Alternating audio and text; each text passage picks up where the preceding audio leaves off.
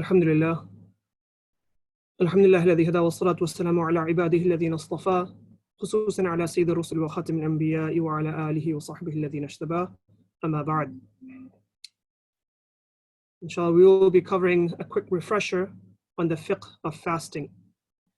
And the first thing we must do is understand, what does sawm, or in English fast, mean? The definition of sawm, there's a linguistic definition, there's a shari'i definition. The linguistic definition is to withhold from actions and or speech. We see in the Quran, Allah subhanahu mentions to Maryam, the mother of Isa alayhi salam, فَكُلِي وَاشْرَبِي وَقَرِّي عَيْنًا فَإِمَّا تَرَيَنَّ مِنَ الْبَشْرِ أَحَدًا فَقُولِي إِنِّي نَظَرْتُ لِلرَّحْمَنِ صَوْمًا فَلَنْ أُكَلِّمَ الْيَوْمَ إِنسِيًّا.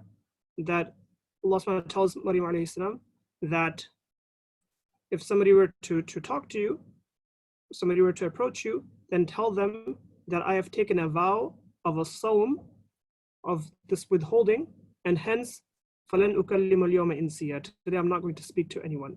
Okay? This was one of a type of fasting linguistically here as well, that to withhold from action, to withhold from speech. Now that type of fasting isn't within our Sharia, but that's the linguistic definition though.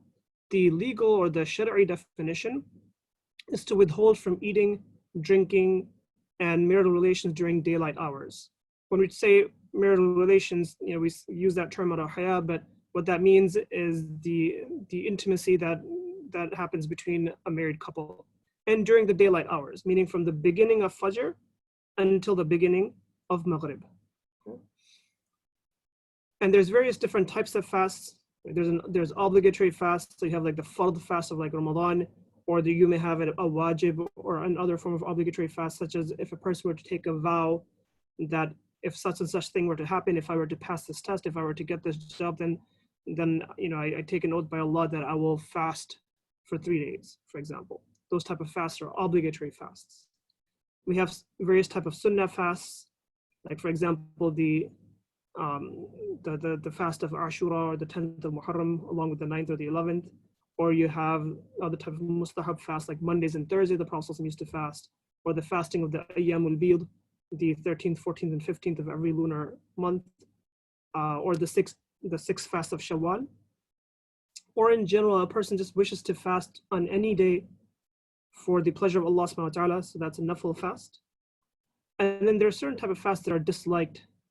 So for example, if a person were to just single out Saturdays only for fasting, some of the fuqaha have mentioned, some of the ulama have mentioned that because that resembles then with how the Jews fast, and that resembles another nation, that's something that becomes disliked. And then there's the impermissible type of fasting. So there are certain days in the year when a person's not permitted to fast. For example, the days of Eid, or the Ayyam al-Tashriq, the 11th, 12th, and 13th of Dhul Hijjah that follows the Eid al-Adha. These are days of enjoyment, these are days of eating and drinking. On those days, it's not permissible to fast. And we mentioned this because as we talk about the rules of fasting, we're going to talk about those rulings as it applies across all different types of fasts. And if there's anything that's specific to Ramadan or such, then we will point it out. Now, an obligation, especially as we talk about the Ramadan fast as an obligation, this is on anybody who has the mental capacity to fast, and they're an adult, they're healthy, they're physically, they're medically, they're capable of fasting. Somebody who is a resident, meaning if somebody is a traveler, then they have dispensation to not fast. Now, we should clarify that a person's status of being a resident or being a traveler depends on what they were when the time for fasting started, meaning at the beginning of Fajr. So for example, if a person had a flight at 10:30 in the morning, now when Fajr time entered, that person was still a resident. Yes, they were a traveler later on in the day, but we will look at the status as it applies when the fasting starts. So since that person has a flight later on in the day, but when the fasting started, they were still a resident, and hence they have to fast on that day. They don't have the dispensation that a traveler has. Obviously, this is on Muslims, and somebody who is free from hayd and nifas, from somebody who is not experiencing, a woman is not in menstruation or in postnatal bleeding. We should also clarify that if a person were to wake up at Fajr time in a state that requires them to make ghusl, then that does not prevent them from fasting. That does not take the obligation of fasting off of them. Now, somebody who is obligated to fast and they don't, then they have to make qada. Okay? So anybody who misses their fast or breaks the fast, they will have to make qada of it. They will have to make it up. Okay? The fidya, or the monetary compensation a person pays for missing their fast, only applies to those people who are permanently unable to fast. Okay? So for example, a person has certain diabetic or other conditions that prevent them from fasting. They can't fast now, they can't fast later on in the year, they can't fast next year, they just can't fast. That's just their state. That person will give fidya for every missed fast, essentially. And fidya is the same amount as a sadaqat al-fitr, which can vary by locality. In the US, generally between $7 and $10. So you'll have to give that for each of the fasts. So for each day of Ramadan fast that person was unable to fast, you will give that same amount to the sadaqat al-fitr for each day, essentially. But for example, if a woman is pregnant, she won't be able to fast this Ramadan, let's say. And maybe even next Ramadan, she may be breastfeeding and is unable to fast. Regardless, because this is a temporary state, meaning that at some point the woman will be able to fast again, she does not have to give fidya, and she cannot give fidya, meaning even if she gives the fidya, that won't be valid, that won't absolve her of the requirement to make up and do qada of that fast. So fidya is only for those people who are permanently unable to fast. Also, you have to make the intention for fasting. And now, depending on what type of fast a person is doing, the intention may need to be made from the night before. And when we say night before, meaning before the beginning of Fajr, essentially. Or they may have the ability to make intention all the way up to midday. And midday here is defined as beginning, the halfway point between the beginning of Fajr to the beginning of Maghrib. So the fasting day, the midpoint of that. And the way you can understand this is for any type of fast that, for any time the next day isn't specified for that fast. Okay? For example, if a person were to take an oath and say that, if I get this job, then I take a vow by Allah subhanahu wa ta'ala that I'm going to fast for 3 days. Now, which 3 days? Any 3 days. So because now if you want to fast the next day isn't specified for you to do that fast that you took the vow for, you must make the intention from the night before and specify that the next day is for that fast. Or a person who missed Ramadan fast and has to do Qadaa of Ramadan fast. That Qadaa can be done anytime. The next day isn't specific for it. So then from the night before, you have to specify that the next day will be the day when you're making up that Ramadan fast. As opposed to cases where the next day is already specified for the fast. So for example, in Ramadan, next day is already specified that this is a fast of Ramadan. So the person has an option that they can make the intention up to midday. And the practical reason why somebody may do that is, for example, somebody is feeling sick and they're not sure if they're going to be able to fast tomorrow or not. So instead of making the intention and beginning the fast and then having to break it, what the person can do is they can say, okay, I'm going to wait until midday to see what my health condition is. And that way I can decide whether I'm able to fast or not.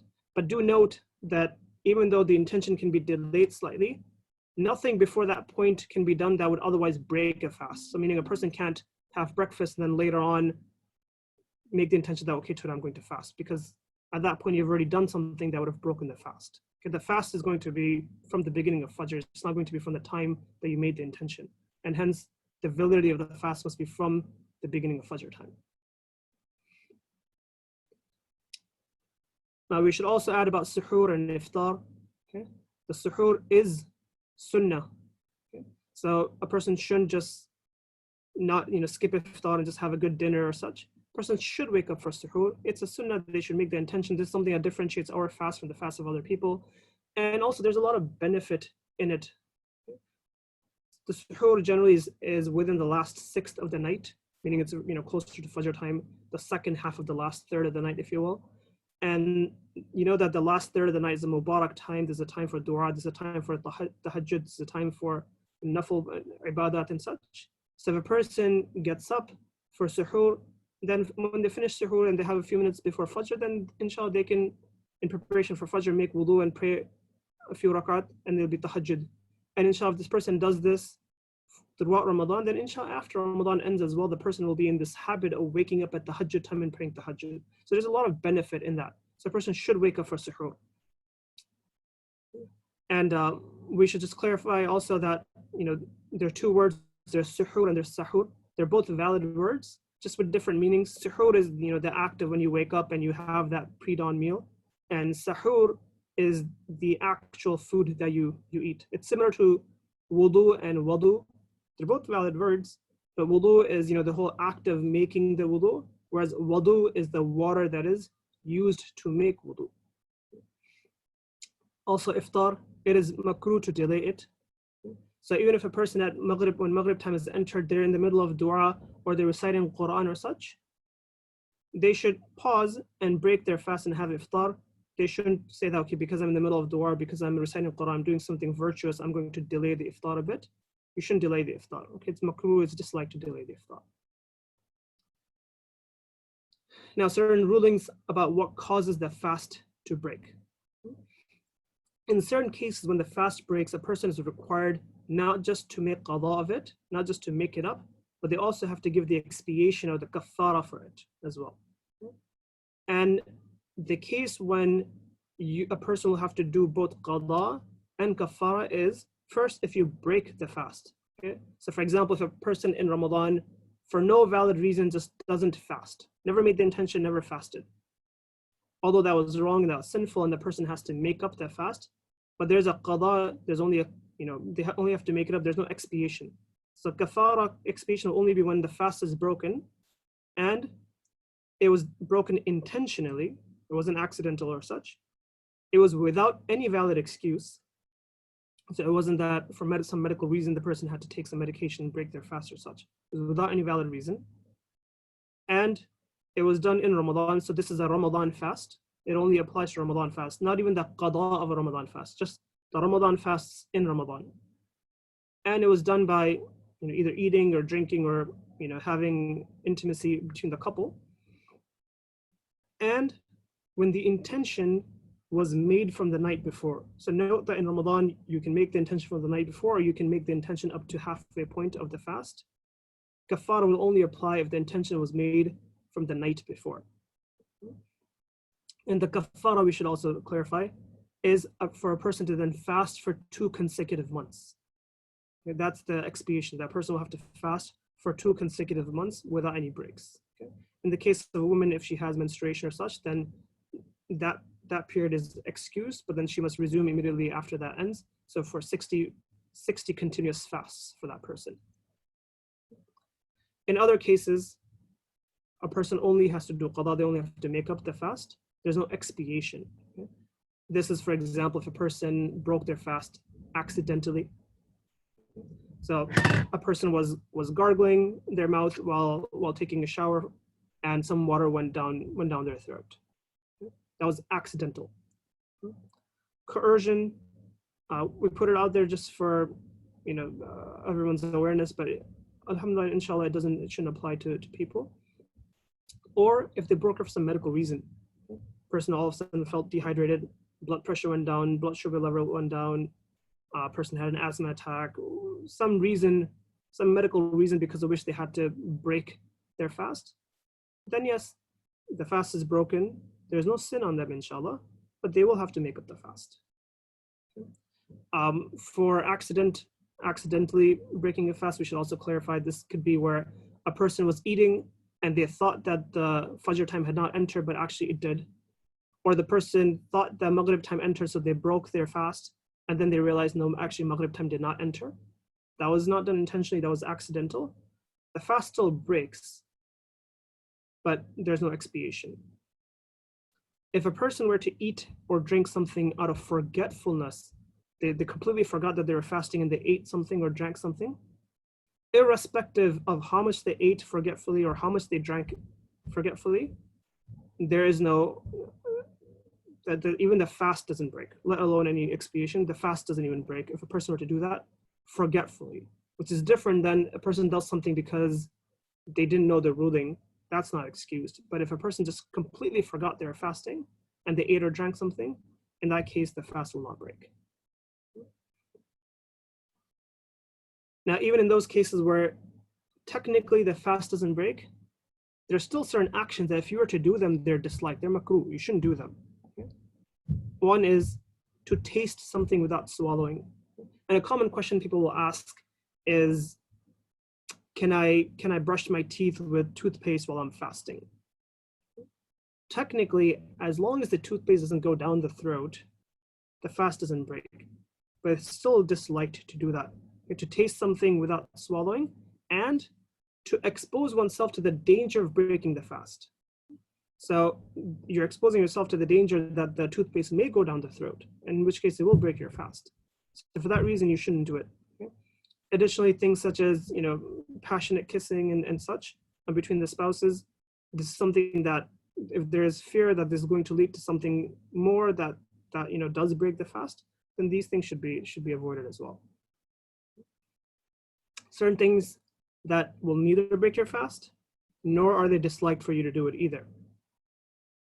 We mentioned before, eating or drinking forgetfully, or any sort of drawing of blood. So if a person goes for a blood test, blood donation, whatever the case may be, cupping, right? When the blood is being taken out from the body, that's fine. It doesn't break the fast. It's not disliked either. Yes, a person should note that if they think that, especially in case of donating blood or such, that if sufficient blood is being taken out such that that person feels that they may be weakened and that may put their fast in danger, then yes, then you shouldn't do it. But otherwise, if a person just goes for a normal blood test and they're confident that it's not going to have any effect on their fast, then that's fine. It's not disliked either. Using of a miswak is not disliked. In fact, it is a sunnah. A person should try to do it. Okay? Yes, there's hadith about the smell that comes out from the mouth of a fasting person, is beloved to Allah subhanahu wa ta'ala. But that's natural smell that emanates from that just that empty stomach and such. It's not because the person is not taking any care either. You should try to use a miswak. It is sunnah even while fasting. Rinsing the mouth or rinsing the nose, this is not disliked, right? So for example, a person in wudu is rinsing the mouth, rinsing the nose. That's fine. Just a person should be careful of not exaggerating in it such that now there's a danger of water going down the throat. Just a regular rinse, a regular cleaning of the nose is fine. Even when a person takes the water in the mouth and they spit it out, even if not 100% of the water that went in is coming out, that insignificant amount of water that remains in the mouth that may then eventually get swallowed with the saliva, that's not going to have any impact on the fast. Taking a bath, that's not going to affect a person's fast in any bit. Even if the pores in the skin absorb moisture and such, that's not going to have any effect. Also, vomiting naturally.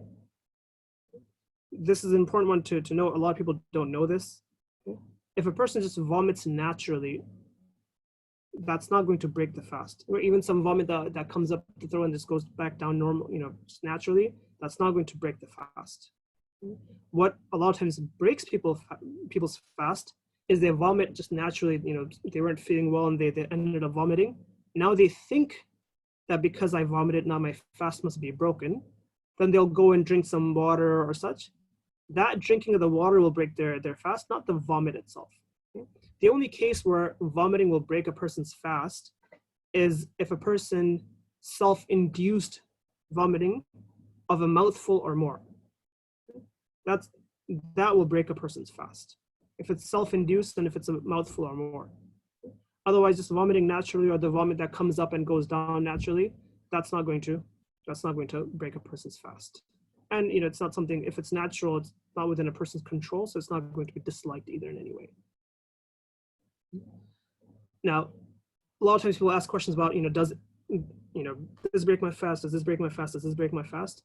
For us to understand what breaks a person's fast, instead of giving a long list of, here's a table of things that break the fast, and here's a table of things that don't break the fast, what I prefer to do is just give a generic principle that will help you determine what breaks the fast. Because once you know the principle, then you can apply it across all different sorts of things.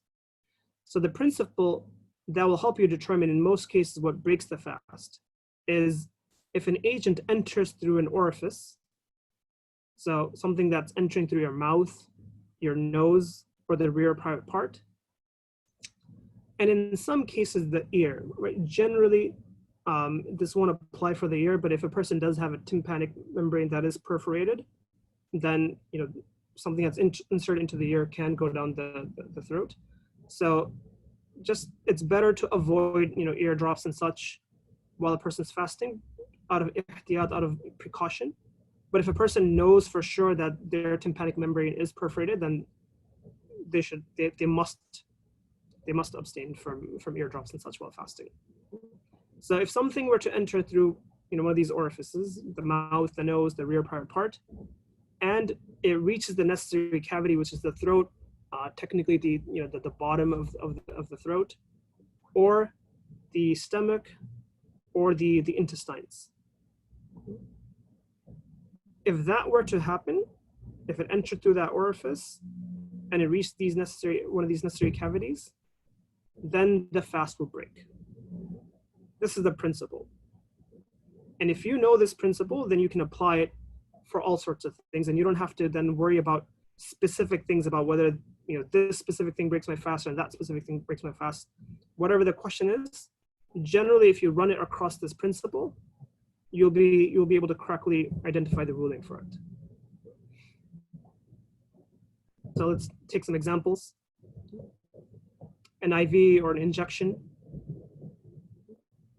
This does not break the fast. Okay? Even if there's something that is being inserted into your body, that the body will benefit from it or such, regardless, because not going down one of the orifice that we spoke about, it's going through the skin, then that's not going to break the fast. A woman may need to get a medical exam done during fast, but the front private part of a woman is not a valid orifice, and hence it's not going to break the fast. The front part from both men and women is not a valid orifice. It's not, and anything that enters through there, even if it's lubricated or such, is not going to break the fast. Any medical device that's inserted. Nicotine patches, again, applied onto the skin. Even if it's releasing nicotine while a person's in a state of fasting, because it's entering through the skin and it's not entering through a valid orifice, it's not going to break the fast. Alcohol or eye drops or such, these things are not going to break the fast because the eye is not a valid orifice.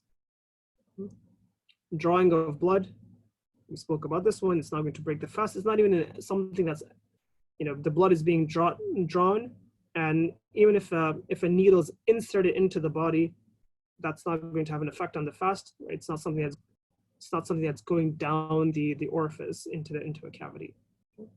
A suppository is something that is entered via the rear private part. That does break the fast, because that is something that is entering through a valid orifice, and it does then reach the necessary cavities. And finally, nebulizer. Okay. That medicine does enter through the mouth. It does enter through a valid orifice, and a lot of the medication will actually go down the throat as well. A lot of the medication actually goes down to the digestive tract, even if it's not meant to go there, but it often does. And in that case, it will break the fast. So this is not simply just us taking these examples and applying it across by running it by the principle we spoke about, but you can add to the list for as many things as you want. And generally, if you apply that principle, then you'll be able to come to that conclusion. So this is a quick refresher on some of the fiqh of fasting and what breaks the fast, what doesn't break the fast, and in the case where the fast breaks, what requires qadaa only versus what requires qadaa and kaffarah and expiation. And in those cases where the fast doesn't break, is it still disliked to do it or not disliked to do it? Right. This is a quick recap of that. We ask Allah subhanahu wa ta'ala that this is something that benefits us, and that Allah subhanahu wa ta'ala accepts our fasts, and that Allah subhanahu wa ta'ala increases in our knowledge and gives us the ability to practice on that. Wa akhiru da'wana, and alhamdulillahi rabbil alameen.